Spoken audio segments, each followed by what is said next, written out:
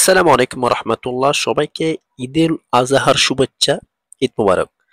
So আপনাদেরকে আমি একটা জিনিস দেখাচ্ছি। আপনারা সবাই কিন্তু মানবিক শৌকতকে চিনেন, যিনি কিন্তু মানুষের মানবিক কাজে এগিয়ে আসেন। সো তার একটা আজকে পোস্টার দেখে আমার কাছে খুবই চমৎকার ভালো লেগেছে। তার থেকে দেখে আমি ইন্সপায়ারিং হয়ে আপনাদের সাথে এই ভিডিওটা শেয়ার করতেছি।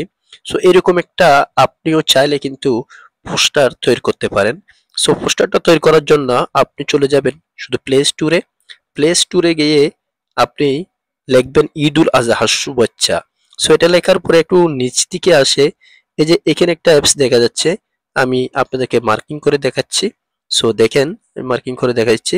এই যে এই অ্যাপসটা দেখেন।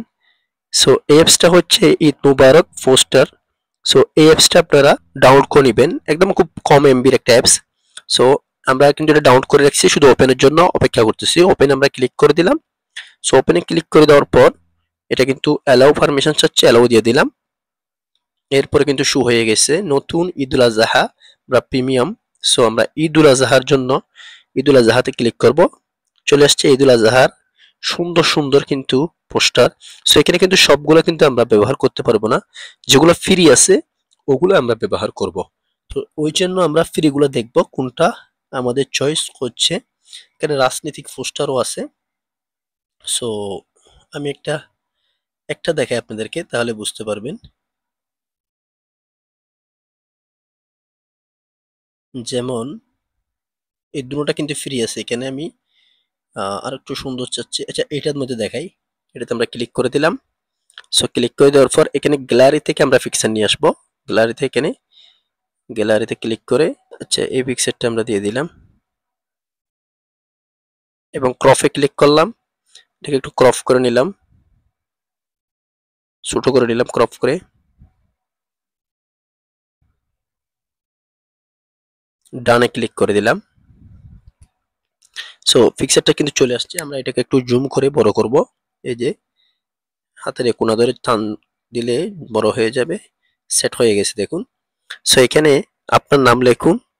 সো নামের এখানে আমি আমার নাম লিখে দিচ্ছি। আমার চ্যানেলের নাম লিখে দিচ্ছি। আপাতত আমার এখন চ্যানেলের যে নামটা আছে ওই নামটা লিখে দিচ্ছি।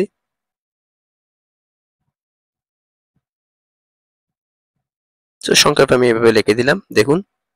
এরপর এখানে ঠিকানা লিখতে পারবেন। সো এখানে আমি দিলাম চিটাগং দিয়ে দিলাম। দেখুন হয়ে গেছে কিন্তু। এবার আমি এখানে সেভে ক্লিক করলে সেভ হয়ে যাবে। এখানে আপনি কিন্তু বাংলা রাইটিং করতে লিখতে পারেন।